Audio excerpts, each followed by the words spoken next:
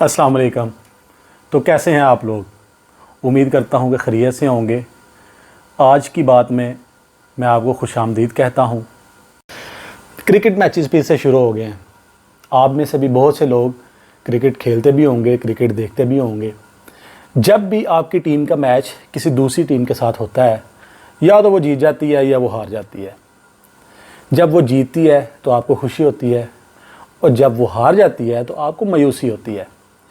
क्या वो हार का सदमा आपकी जीत की खुशी से ज़्यादा है? कुछ लोगों के लिए ये सदमा बहुत ज़्यादा होता है। फिर उनका दिमाग क्रिकेट को खेल की बजाय कुछ और समझने लगता है।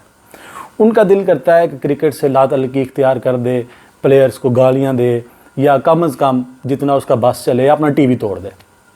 इस सूरत हाल में दिमाग क्रिकेट को वो गुनाह बेलज्जत समझना शुरू कर देता है जिसमें जीत की खुशी तो इतनी नहीं होती, लेकिन हार का सदमा बहुत ज़्यादा होता है। ऐसे इंसान की क्रिकेट ख़त्म हो जाती है। शख्सियत का मुस्बत और मनफी पहलू हमारे इंतखाब से निकलता है। नेगेटिविटी बायस हमारी समझ का मुकाम है। जैसे किसी को पैसे ज़्यादा कमाने की खुशी होगी या लॉस होने का सदमा। ये इस बात का तयन करेगा कि क्या वो इन्वेस्टर बन सकता है या नहीं बन सकता। इसी तरह ऐसे लोग जिनको ये डर होता है कि पता नहीं लोग हमारी तवक्कुआत पे पूरा उतर सकते हैं या नहीं, वो कभी भी मजबूत ताल्लुकात किसी के साथ नहीं बना सकते। मौलाना रूमी फरमाते थे कि मैं कल तक ख़ुद को चालाक समझता था तो दुनिया बदलना चाहता था। आज मैं ख़ुद को अक्लमंद समझ रहा हूँ तो ख़ुद को बदल रहा हूँ। आप भी अकल की राह पर तब चलते हैं जब ख़ुद को बदलने लगते हैं।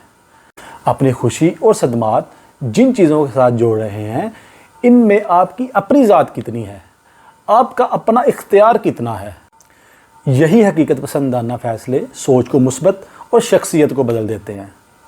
लिहाजा अपने अंदर मुस्बत सोच को परवान चढ़ाएं ताकि आपकी और आपसे मुंसलिक तमाम लोगों की ज़िंदगी खुशगवार बने।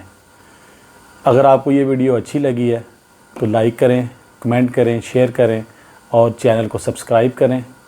तो मिलते हैं जी कल एक नई बात के साथ। अल्लाह हाफ़िज़।